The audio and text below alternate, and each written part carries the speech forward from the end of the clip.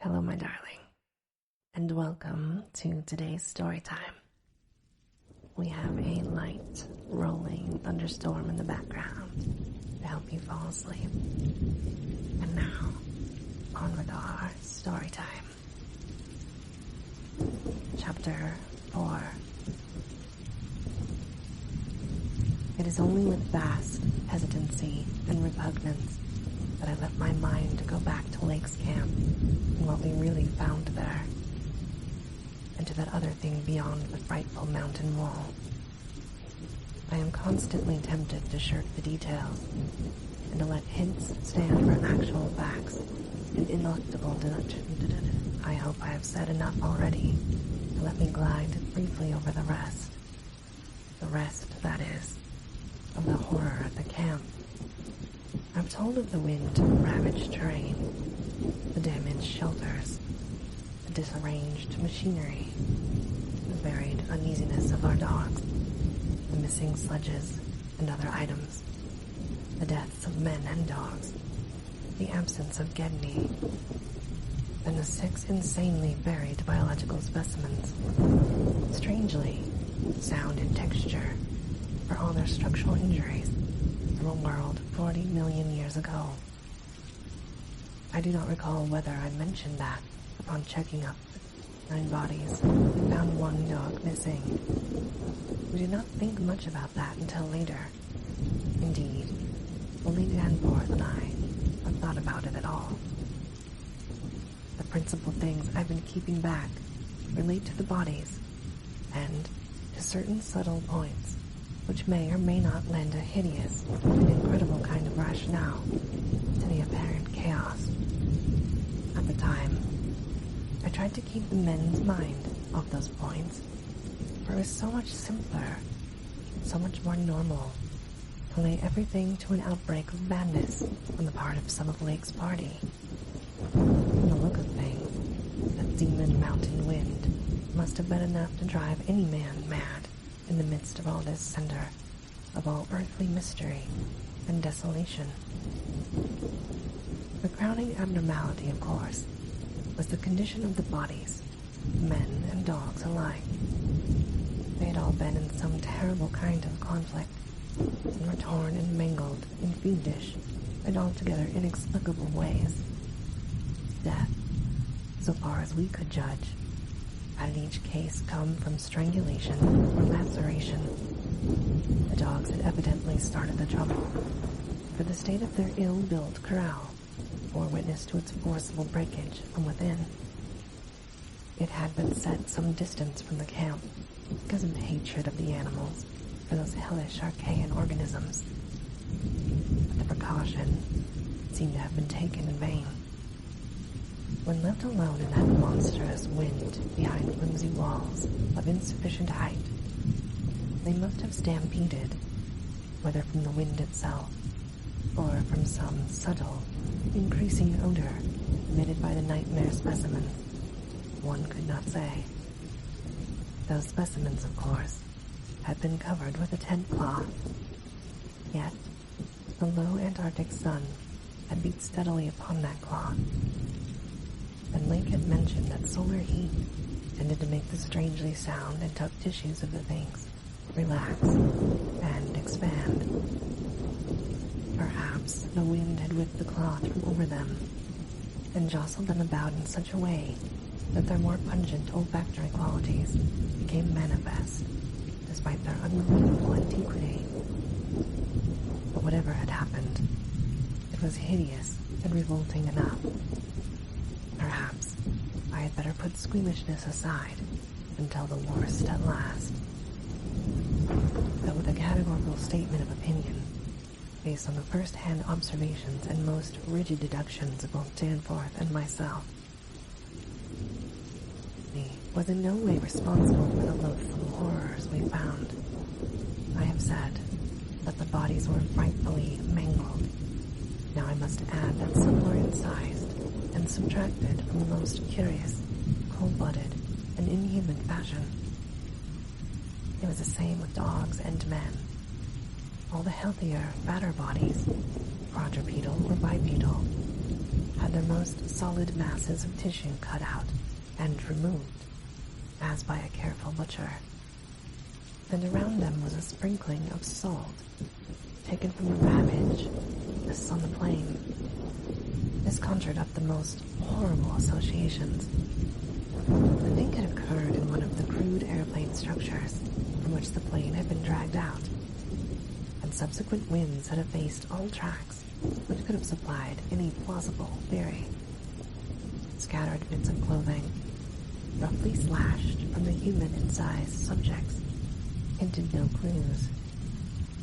It is useless to bring up the half-impression of certain faint snow prints in one shielded corner of the ruined enclosure, because that impression did not concern human prints at all.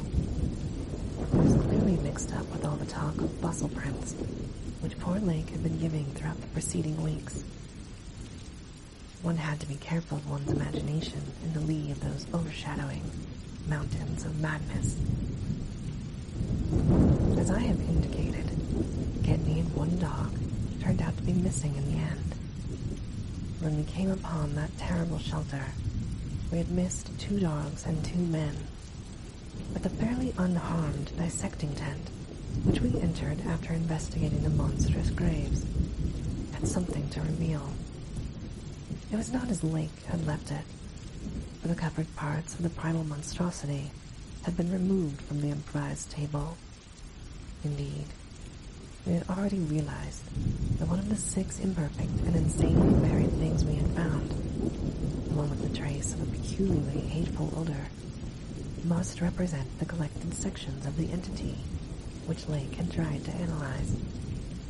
On and around that laboratory table were strewn other things, and it did not take long for us to guess that those things were the carefully, though oddly and inexpertly, dissected parts of one man. I shall spare the feelings of survivors by omitting mention of the man's identity.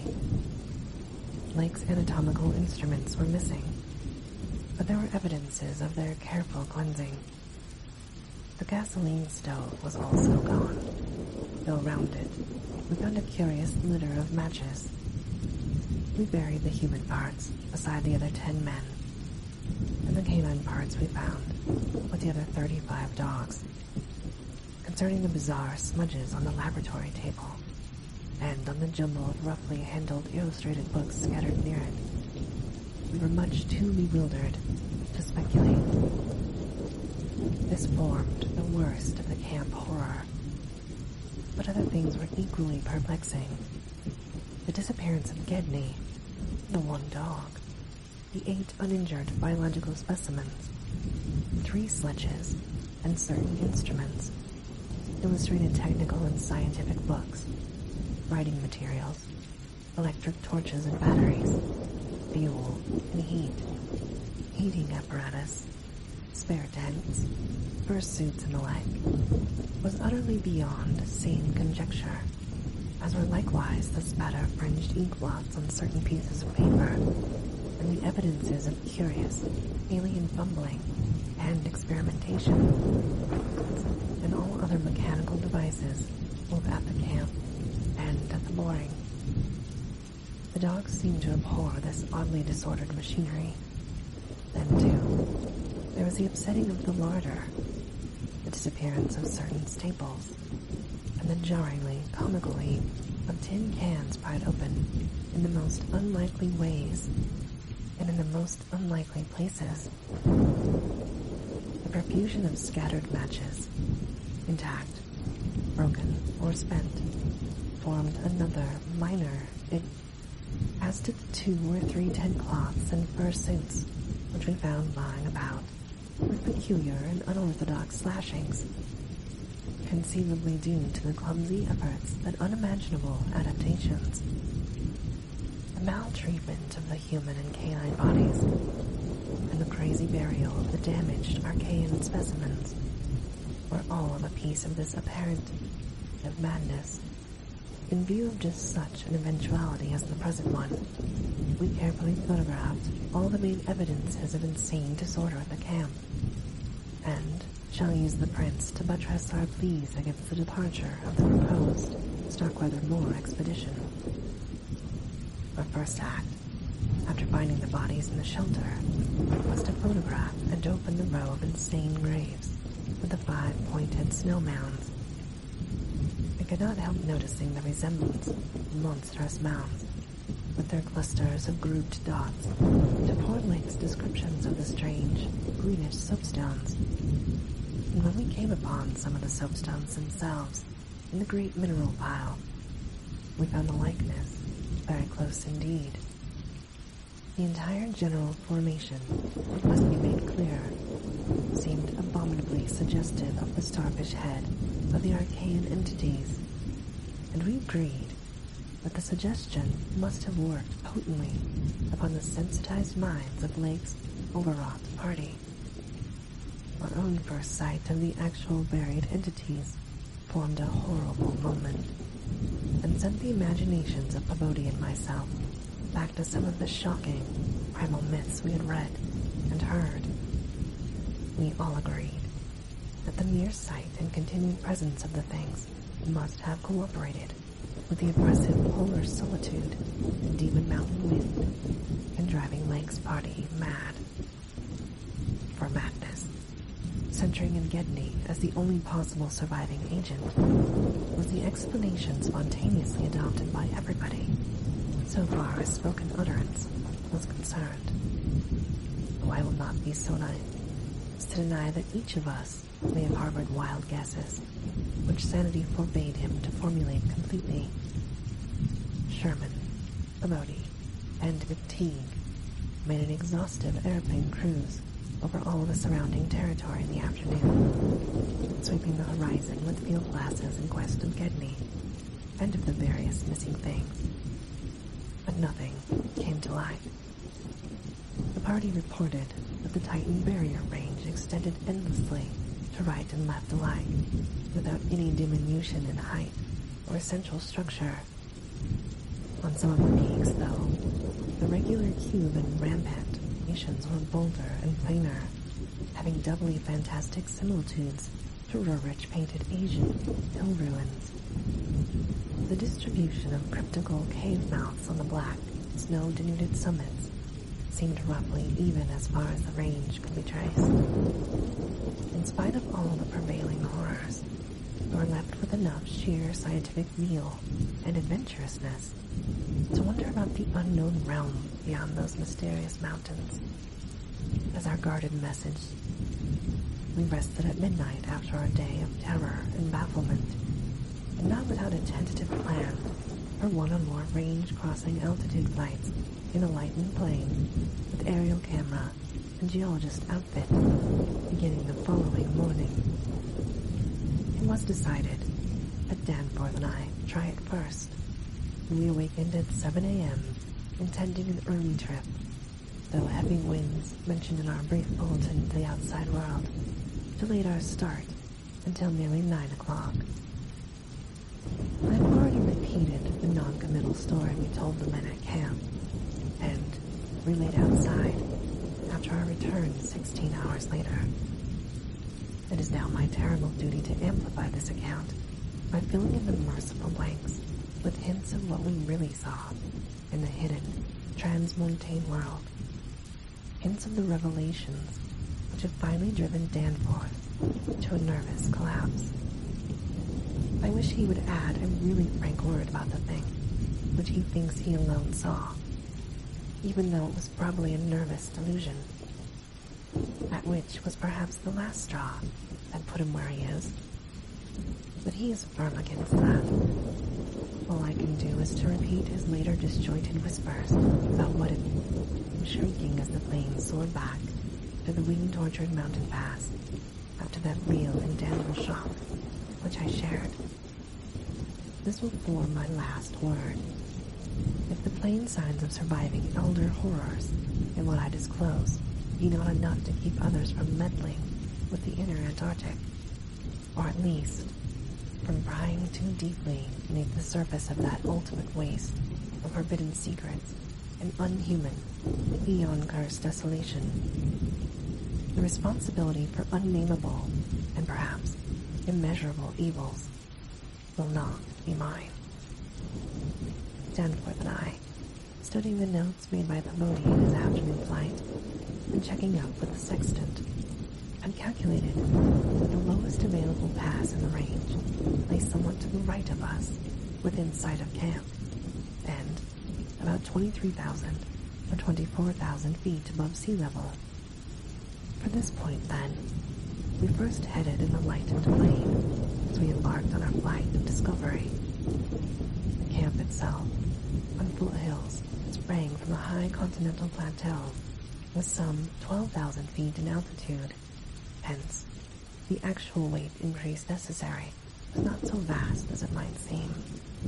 Nevertheless, we were acutely conscious of the rarefied air and intense cold as we rose. For on account of visibility conditions, we had to leave the cabin windows open. We were dressed, of course, in our heaviest furs. As we drew near the forbidding peaks, dark and sinister above the line of crevice-riven snow and interstitial glaciers, we noticed more and more of curiously regular formations clinging to the slopes. We thought again of the strange Asian paintings of Nicholas Woolridge. The ancient and wind-weathered rock strata fully verified all of Lake's bulletins and proved that these hoary pinnacles have been towering up in exactly the same way since a surprisingly early time in Earth's history, perhaps over 50 million years. How much higher they had once been?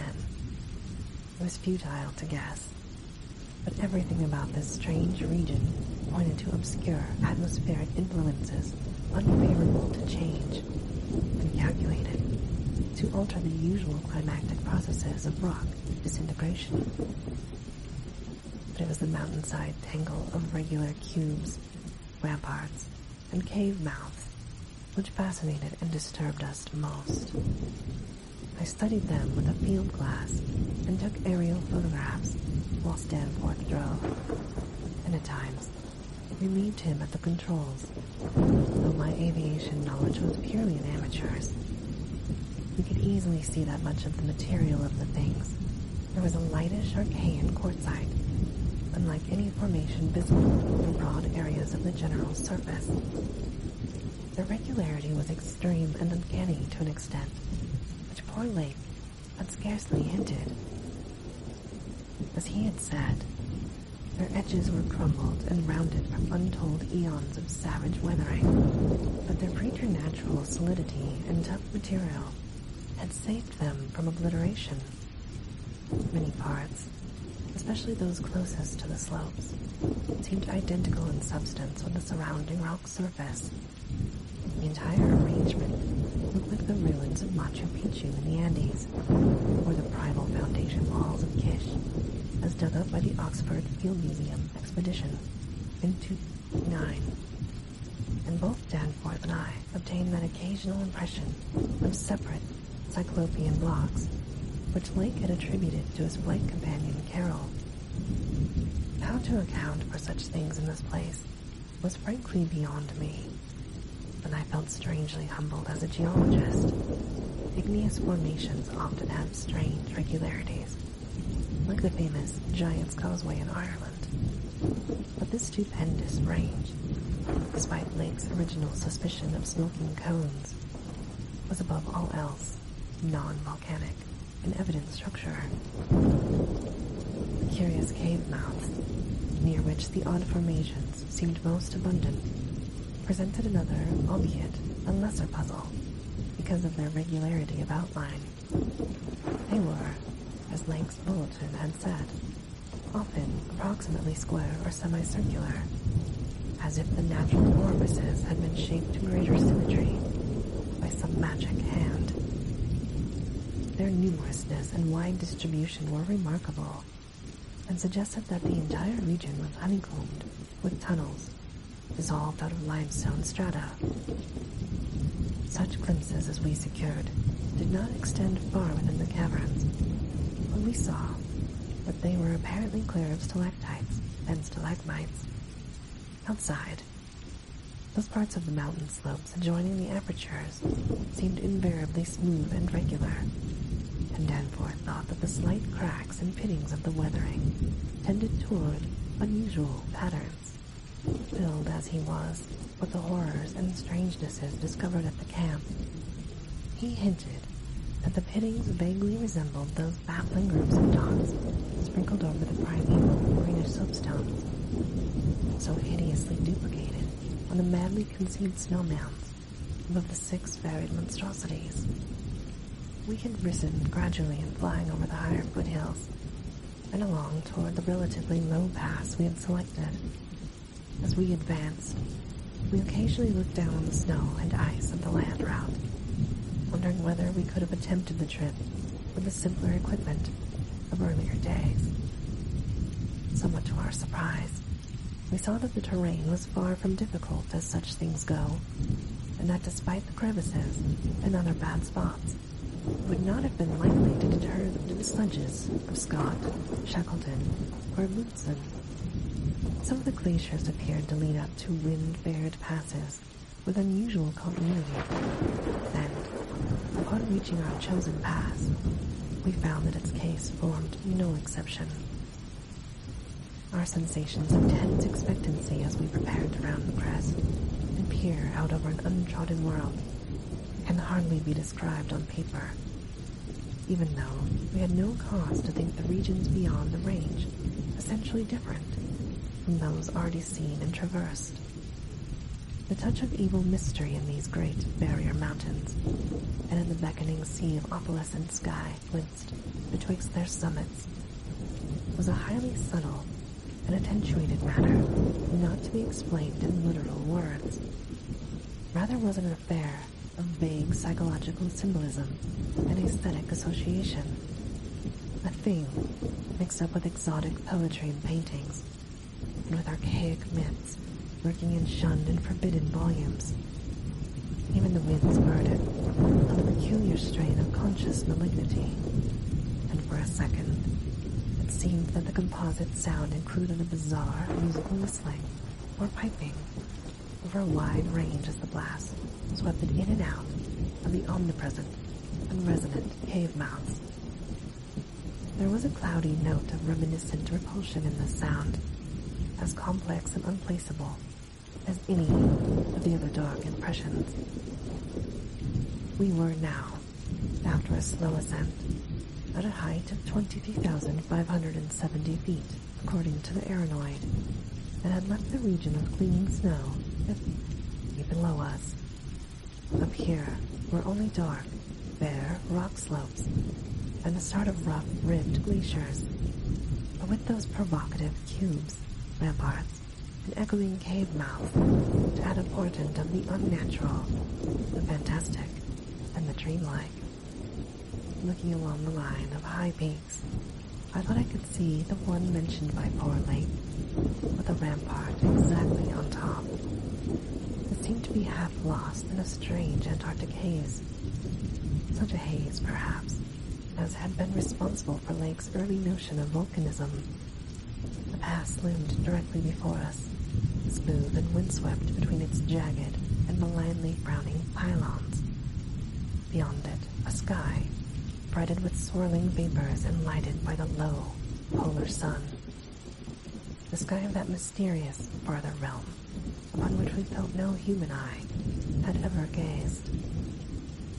A few more feet of altitude, and we would behold that realm. Danforth and I, unable to speak except in shouts amidst the howling, piping wind that raced through the pass and added to the noise of the unmuffled engines, exchanged eloquent glances. And then, having gained those last few feet, we did indeed stare across the momentous divide and over the unsampled secrets of an elder and utterly alien Earth.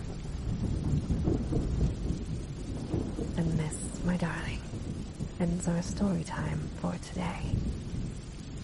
I'll leave the thunderstorm on for you a little bit longer to help you sleep. As always, I hope that you have very sweet and creepy dreams. Good night.